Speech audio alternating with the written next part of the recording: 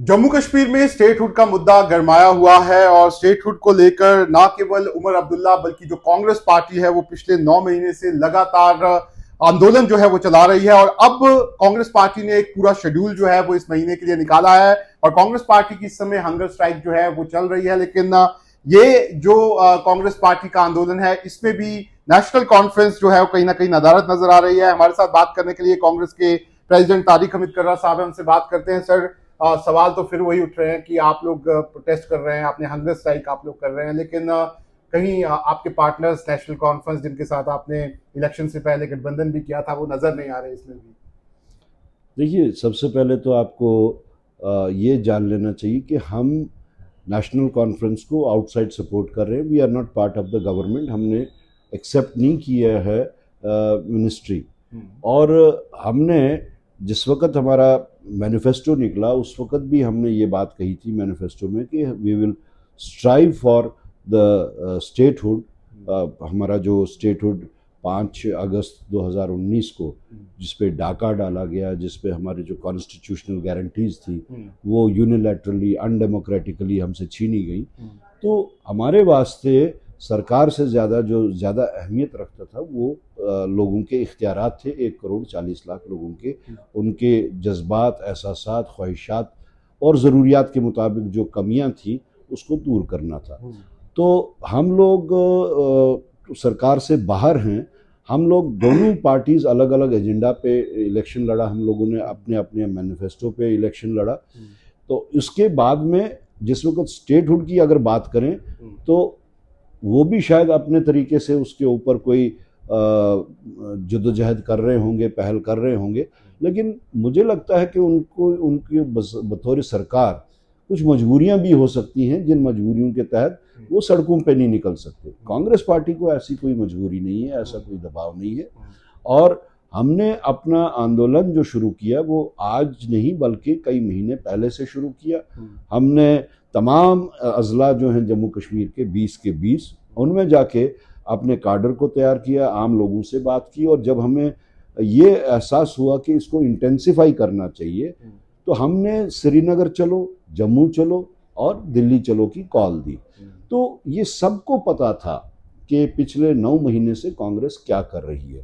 श्रीनगर चलो के टाइम पे ही दिल्ली चलो और जम्मू चलो की कॉल कांग्रेस सबको पता था कांग्रेस क्या कर रही है, लेकिन नेशनल कॉन्फ्रेंस को भी पता, उमर साहब को नहीं पता था। तभी उमर साहब आपसे नाराज हो गए एक तरह से। नहीं, उन्होंने कहा कि देखिए मुझे तो बताती नहीं है कांग्रेस, बताया ही नहीं कुछ। नो, जहां तक उमर साहब का और हमारा ताल्लुक है, हमारी जात का ताल्लुक है, we share mutual respect for each other. लेकिन जहां तक पार्टी का ताल्लुक है वो अपने अंदाज से अपनी पार्टी चला रहे हैं, हम अपने अंदाज से अपनी पार्टी चला रहे हैं। अगर किसी को ये शिकायत है कि कोई मशवरा नहीं हुआ तो उसमें हम ये बता दें, एक सेट रूल है जहां जहां भी अलायंस होती है। अभी ये शायद तीसरी अलायंस है हमारी इसमें इलेक्टोरल हिस्ट्री में जम्मू कश्मीर की, या चौथी अलायंस है। मुल्क में कई रियासतें ऐसी हैं जहां पे अलायंसेस की सरकारें हैं। तो उसका फर्स्ट एंड फॉरमोस्ट चीज़ जो होती है, जो एक प्रेसिडेंस है, वो ये है कि कोऑर्डिनेशन कमेटी बनाई जाए। उस कोऑर्डिनेशन कमेटी में ही ऐसे मामलात आते हैं, चाहे सियासी मशवरे हों, इकोनॉमिक इश्यूज हों, एडमिनिस्ट्रेटिव इश्यूज हों। सो मच सो जो अलायंस घटक है। आपने ये चीज बोल दी थी, मैं इसलिए आपसे सवाल आपको काउंटर कर रहा हूँ कि जब आप ये चीज बोलते हैं, ये वही नेशनल कॉन्फ्रेंस है जिसके साथ आपने इलेक्शन से पहले गठबंधन किया जी। आपने 6 सीटें जीती, आपने उनको सपोर्ट दिया, उन्होंने सरकार बनाई। अब आप ये कह रहे हैं कि आप लोगों में कोई कम्युनिकेशन ही नहीं है एक तरह से, मतलब कोऑर्डिनेशन कमेटी नहीं है, आप लोगों में कोई कम्युनिकेशन नहीं होता, तो फिर ये सरकार आपकी सपोर्ट उनको है क्यों? आप उनको सपोर्ट दे क्यों रहे हैं? नहीं, हमने तो सपोर्ट जो दिया है वो बीजेपी के अगेंस्ट में दिया हुआ है। हमारा एक प्रिंसिपल स्टैंड था कि कोई किसी भी तरीके से बीजेपी को सेक्रेटेरिएट से बाहर रखा जाए। और उसी वास्ते हमारा वो प्री पोल अलायंस हुआ। मुमकिन है अगर हम अलग से लड़ते शायद हमारी ज्यादा सीटें होती। तो मगर उसके बावजूद हमने प्री पोल अलायंस इसलिए किया ताकि हमारा वोट जो है वो डिवाइड ना हो और उसका फायदा बीजेपी को ना उठाए। तो प्री पोल अलायंस का मकसद उतना ही था और हम उसमें कामयाब हो गए। उसमें ऐसा नहीं है कि हमारी प्री पोल अलायंस का पर्पस सर्व नहीं हुआ। That purpose was served and is served, that BJP is out of power.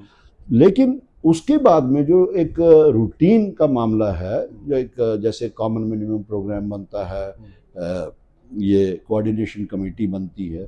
अब अगर किसी को ये आपको शिकायत लगता है कि मतलब उमर साहब आपको इसलिए इग्नोर कर रहे हैं क्योंकि बहुत ज्यादा सीट्स नहीं ले पाए, आप 6 सीटें ले पाए, उनको लगता है कि जबकि आपको सरकार में होना चाहिए था, आपका कोई ना कोई 6 लोग हैं, 6 लोग में से 2 लोग भी जा सकते थे। मुझे नहीं क्या लगता, उमर अब्दुल्ला को ये लगता है कि 42 सीटें उनकी आई, 6 सीटें कांग्रेस की कोई अहमियत नहीं है? आप मानते हैं कि कोई शायद वो आपकी अहमियत ही नहीं समझते? नहीं, मुझे नहीं लगता कि वो इन लाइंस पे सोच रहे होंगे, क्योंकि उनको याद होगा कि जिस वक्त पार्लियामेंट में नेशनल कॉन्फ्रेंस की सिर्फ 3 सीटें थी, तो यूपीए सरकार थी, तो फारूक साहब को उसमें मिनिस्टर लिया गया।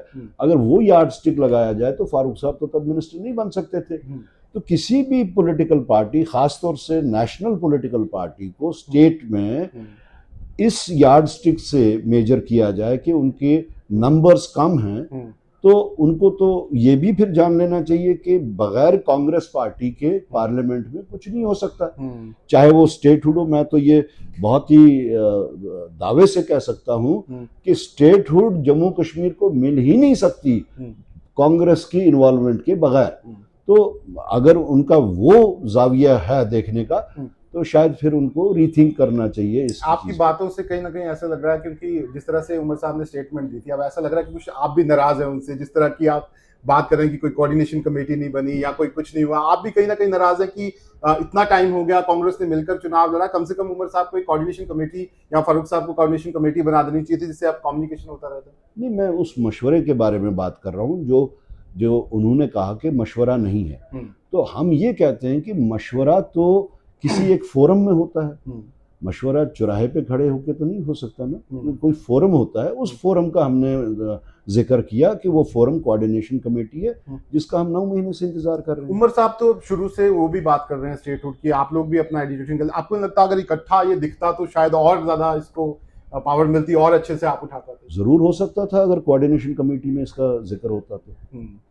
अच्छा, आप मुझे ये बता दीजिए कि जिस तरीके से मैं देख रहा हूँ कि काफ़ी टाइम से कांग्रेस पार्टी को देख रहा हूँ, और आप अगस्त के महीने से, आपने जब से कांग्रेस पार्टी संभाली है, मैं देख रहा हूँ ग्राउंड पे आप हमेशा रहते हैं।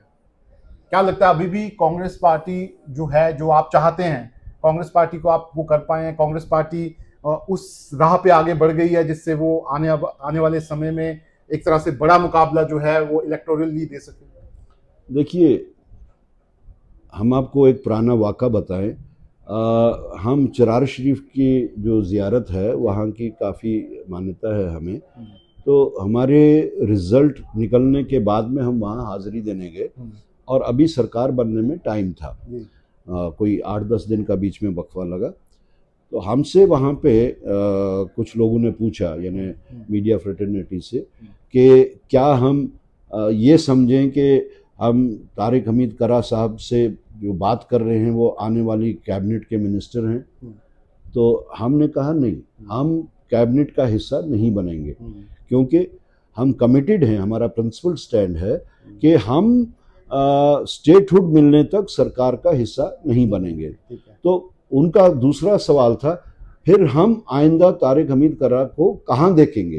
तो हमने कहा अवाम में देखेंगे। तो हम अवाम से जुड़े हुए हैं, ग्रास रूट से उभर के इधर तक पहुँचे हैं। हमारी अपनी एक पॉलिटिकल ट्रेनिंग जो रही है वो यही रही है कि अवाम जो है वो ताकत का सरचश्मा है, और बनाने और बिगाड़ने वाले अवाम हैं।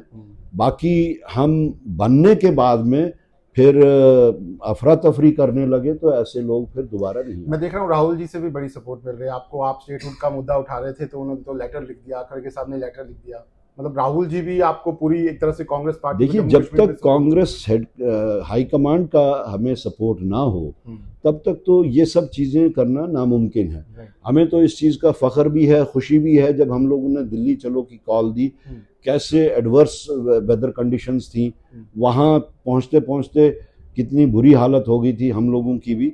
और जो जंतर मंतर पे हम लोग जब पहुँचे तो तूफ़ान की बारिश वहाँ पड़ रही थी, लेकिन उसके बावजूद भी हमारे साथ में जो आके कंधे से कंधा मिला के हमारे साथ स्टेज पे रहे, शेयर किया उन्होंने, केसी वेणुगोपाल, हमारे जनरल सेक्रेटरी ऑर्गेनाइजेशन, हमारे इंचार्ज नासिर हुसैन साहब, हमारे पुरानी in charge Rajni Patil ji, 3 times chief minister Madhya Pradesh के दिग्विजय सिंह साहब, इमरान प्रतापगढ़ी जी, इमरान मसूद साहब, ऐसी कई शख्सियतें हमारे साथ वहाँ पे आई कांग्रेस के बिहाफ पे, और उन्होंने हमारे इस एजेंडा को रीइटरेट किया और हमें एश्योरेंसेस दी कि वो हमारे इस प्रोग्राम को आगे चलाने में कोई भी कसर बाकी नहीं रखेंगे। और उसके बाद जो सबसे ज़्यादा इम्पोर्टेंट बात थी, वो राहुल जी और खड़गे जी के साथ में जो बाद में हमारा तकरीबन 500 लोगों के साथ इंटरेक्शन रहा, वो बहुत ही ज़्यादा एनकरेजिंग था। और उनने इस बात का तज़किरा किया कि हमने अपनी पॉलिटिकल लाइफ में न सुना है न देखा है कि जम्मू कश्मीर से इतने लोग अपने हक हासिल करने के लिए ऐसे वर्स्ट कंडीशंस में बसों में बैठ के आए हैं। ठीक है, क्योंकि आप वैसे तो आप कह रहे हैं कि कोऑर्डिनेशन कमेटी कोई नहीं है सरकार के साथ सारी चीज़ें, लेकिन फिर भी क्योंकि जब भी आप लोगों ने चुनाव लड़ा, चाहे वो नेशनल कॉन्फ्रेंस लड़ा, आप लोगों ने मैनिफेस्टो सब लोगों ने मिलकर बनाया था, और अभी भी आप सपोर्ट तो कर ही रहे हैं उमर साहब को। उमर साहब ने जो बड़ी यहाँ पर एक तरह से कह सकते वादे किए थे, उन वादों को अभी तक वो एक तरह से पूरा नहीं कर पाए। अगर हम बात करें छोटे छोटे जो अस्थायी कर्मचारी हैं, या फिर डेली वेजर्स की हम बात करें, या फिर हम कई ऐसे मुद्दे थे जो उमर साहब ने लिखा था अपने मैनिफेस्टो में हम उसको पूरा करेंगे, लेकिन वो उसको पूरा अभी नहीं कर पाए, जबकि आप लोगों को पता था कि आप यूटी में चुनाव लड़ रहे हैं। आपको नहीं लगता ये एक तरह से उमर सरकार जो वादे कर रहे थे वो पूरा करने में नाकाम साबित हो रहे हैं? सबसे पहले तो हमने अपने अपने मैनिफेस्टो पे इलेक्शन लड़ा। There was no joint manifesto, एक कॉमन मिनिमम प्रोग्राम जैसे कोई बात नहीं थी। दूसरी बात, आप को ये याद होगा कि हम रियासत जम्मू कश्मीर के फाइनेंस मिनिस्टर भी रह चुके हैं, तो थोड़ा बहुत फाइनेंस का अभी याद भी है हमें। जिस दिन यहाँ बजट पेश हुआ तो हमसे मीडिया के जितने भी साथी थे उनने पूछा कि आपको इस बजट से क्या तवक्कात हैं, जो जम्मू कश्मीर का बजट था। तो हमने कहा कि हमें बहुत कम तवक्कात हैं। उन्होंने पूछा क्यों? हमने उनसे कहा कि हमें उसी दिन तवक्कात हमारे जो थे वो हमें लगा कि नहीं पूरे होंगे जम्मू कश्मीर के, जिस दिन यूनियन बजट पास हुआ। और यूनियन बजट में as a finance minister, as a planning minister, हमें पता है जिस वक्त पहले प्लानिंग कमीशन होता था, अब उसका नीति आयोग कर दिया हुआ है। तो हम जब भी जाते थे प्लानिंग कमीशन में प्रोजेक्शंस लेके अगले बजट के लिए, और उनसे सेंट्रली स्पॉन्सर्ड स्कीम्स की बात करते थे, ज़्यादा पैसे की बात करते थे, तो वहाँ पे एक सेट रूल है कि either they would accept it और दे वुड रिजेक्ट इट। लेकिन रिजेक्शन की सूरत में भी एक नेचुरल स्टेप अप होता है। अगर हम ना भी जाएं कुछ लेके उनके पास प्रोजेक्शंस लेके, तो हर स्टेट को एक नेचुरल स्टेप अप 10% का मिलता था, और वो मांगे बगैर मिलता था। वो इन्फ्लेशन के सूरत में होता था या किसी और सूरत में, but that was there step up of 10%। और अगर हम प्रोजेक्शन करते थे एक्स्ट्रा 1000 करोड़ की, हो सकता था हमें 500 मिलते, हो सकता था 1000 भी मिलता, हो सकता था कुछ भी ना मिले। तो हमने जो देखा कि instead of having natural step up, हमारा स्टेप डाउन था। जम्मू कश्मीर का जब बजट पास हुआ, वहां पे नेचुरल स्टेप अप के स्टेप डाउन था। तो जब आप इन्फ्लेशन इतनी हो रही है उसके बावजूद भी आप स्टेप डाउन करते हैं, तो आप कैसे ये तवक्का रखते हैं? हमने उसी दिन कहा था कि जो ये छोटे छोटे मामलात हैं, जो कंटेंशियस इश्यूज लाइक वेजेस हैं इन लोगों के, डेली वेजर्स के, और जो भी वो ग्रुप ऑफ पीपल है, हमने ये कहा कि 1200-1300 करोड़ की इसमें प्रोजेक्शन दिखाई देती है। आधे लोग कह रहे हैं 1300 है, आधे लोग कुछ और कैटेगरीज को ज्वाइन करके 2600 का बता रहे थे। हमने कहा 2600 करोड़ कहाँ से आएंगे? स्टेप डाउन हो गया। यहाँ से प्रोजेक्शन है एक लेकिन ठीक है, लेकिन आपको नहीं लगता कि जनता को, ये तो बिल्कुल फाइनेंशियली सारी बातें ठीक है, लेकिन जनता को इन चीजों को पता नहीं है? जनता को तो वो पता है जो आपने वादा किया। जनता का उस हिसाब से देखा जाए तो डिसकंटेंटमेंट है, उसमें कोई दो राय नहीं है। और ये किसी एक पर्टिकुलर कॉन्स्टिट्यूंसी का मामला नहीं है, और ना ही ये उधर की राय है। पूरे 90 की 90 कॉन्स्टिट्यूंसीज में इस वक्त डिसकंटेंटमेंट है। हम खुद ये सफर कर रहे हैं ये डिसकंटेंटमेंट। बिकॉज क्या हुआ कि जब जो एक रूटीन है कि मार्च में बजट पास होता है, बिल्कुल तो फर्स्ट वीक ऑफ अप्रैल तक वो पैसे की एलोकेशन जो है वो हो जाती है। बिल्कुल। इस बार कुछ समझ नहीं आ रहा है क्या बात है, या तो पीछे से पैसा नहीं आ रहा है, या तो ये जो एक टसल एमएलए के फंड्स तक नहीं दिख रहे हैं, ये सच है क्या? हाँ, एक टसल जो है between LG secretariat and chief minister secretariat, तो उसकी वजह से पैसा नहीं हो रहा। तो अभी जुलाई तक हेड्स ऑफ द डिपार्टमेंट्स का ये कहना था कि हमें पैसा जो है, फंड्स जो है वो एलोकेट नहीं हुए। तो जब तक फंड्स एलोकेट नहीं होंगे तो डिपार्टमेंट्स जो है अपने अपने काम को कैसे इस्तेमाल वो शुरू करेंगे। तो इसमें भी एक कंफ्यूजन है कि ऐसा क्यों नहीं हुआ, जुलाई के एंड तक भी पैसा नहीं था। आप तो हैरान होंगे कि इवन कॉन्स्टिट्यूंसी डेवलपमेंट फंड, सारे लोगों की नज़रें होती हैं, ख़ासतौर से वर्कर्स की नज़रें होती हैं कि कॉन्स्टिट्यूंसी डेवलपमेंट फंड आएगा। उसके कुछ डिफरेंट रूल्स थे पहले, हम एक लेटर दे दिया करते थे डीसी के नाम पे और वो आगे हो जाता था। अब तो टॉप सीटर भी उसका कर दिया है, कुछ नए नए रूल्स हैं।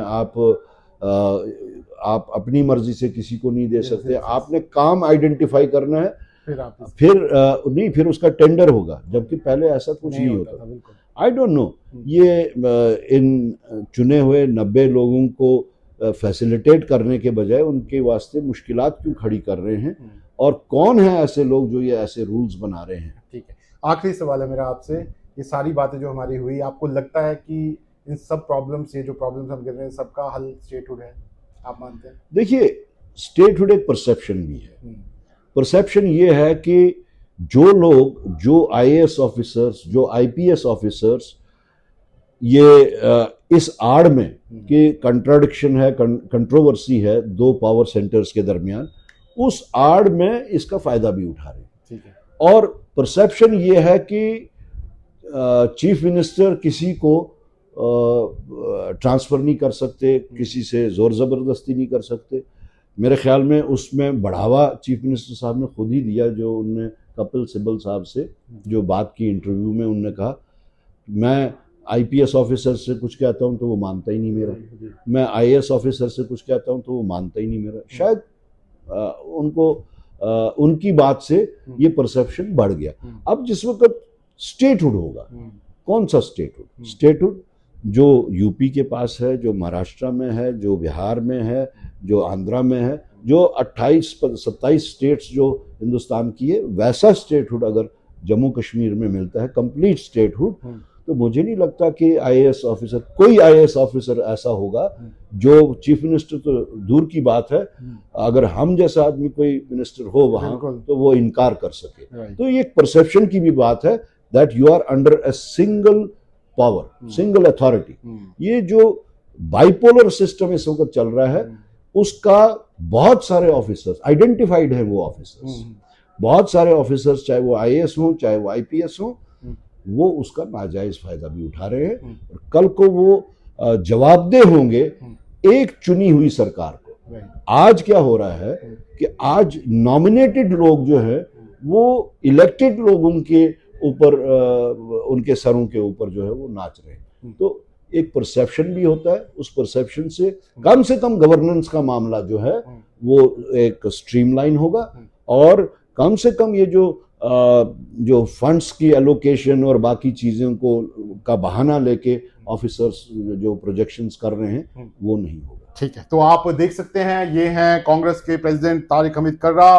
पिछले लंबे समय से ये खुद ग्राउंड पे उतर रहे हैं और स्टेटहुड की लड़ाई जो है वो यहाँ पर लड़ रहे हैं, और सभी सवालों के बेबाक तरीके से उन्होंने जवाब दिए हैं। ऐसे में आपको तारिक हमीद कर्रा का ये इंटरव्यू कैसे लगा, अपनी राय कमेंट बॉक्स में जरूर दें, और हमारे चैनल को सब्सक्राइब करना ना भूलें, क्योंकि आपका भरोसा ही हमारी ताकत है।